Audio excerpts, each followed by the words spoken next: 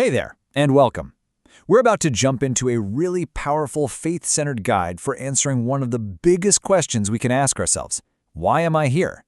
Now, this isn't just about coming up with a catchy mission statement. Oh no, it's about unlocking a much deeper, divine purpose for your life. So let's get started. So let's just cut right to it. Do you know, really know, why you are here on this earth? I want you to sit with that for a second.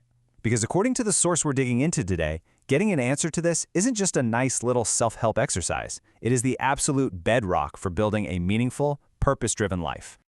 Okay, so before we get into the nitty-gritty, let's talk about the destination. What's the actual promise of going on this journey? This first section is all about mapping out what you can expect to walk away with by the end of our time together. And here are the 3 big takeaways. They're super clear. First, we're going to get a handle on the process of creating a vision. Then, we're going to turn inward and do some reflecting on those gems you have inside you. You know, the passions and gifts that make you, you.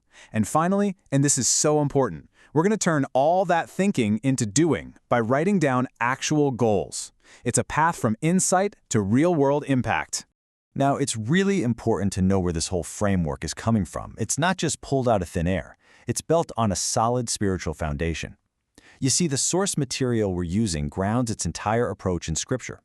It sees finding your purpose not as some self-help trick, but as stepping into a divine promise that's already there for you.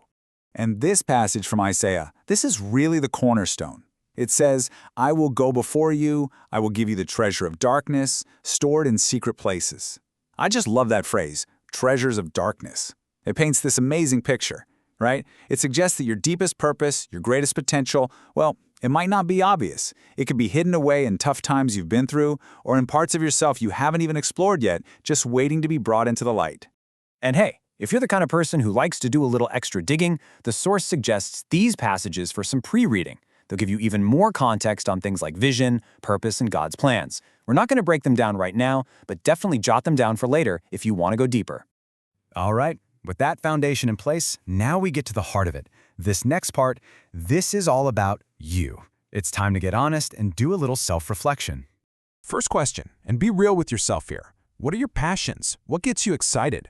What are the things you do where you totally lose track of time and it feels like minutes have passed when it's been hours? Just let whatever pops into your head come up. Okay, now let's build on that.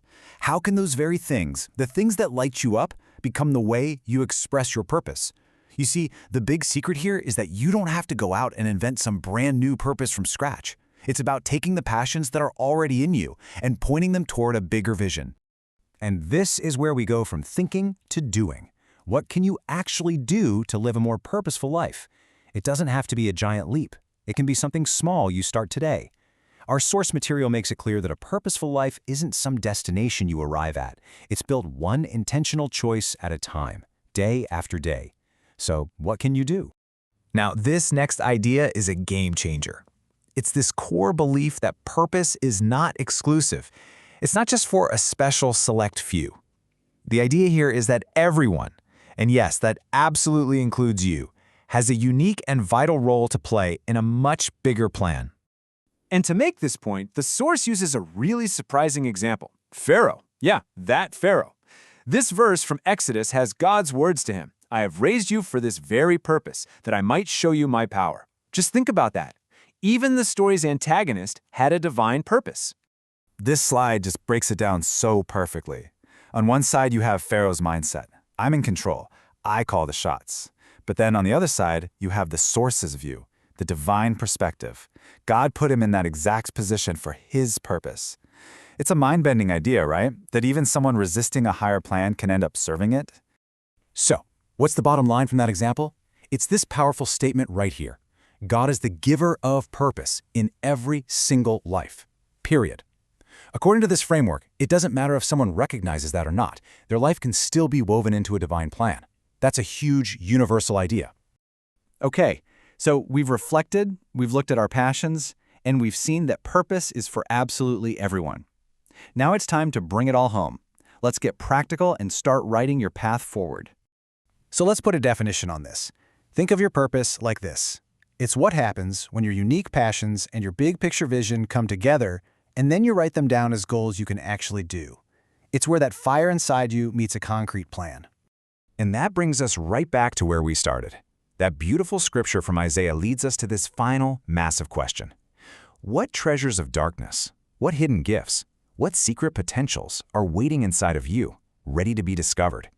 Your journey to find out starts right now.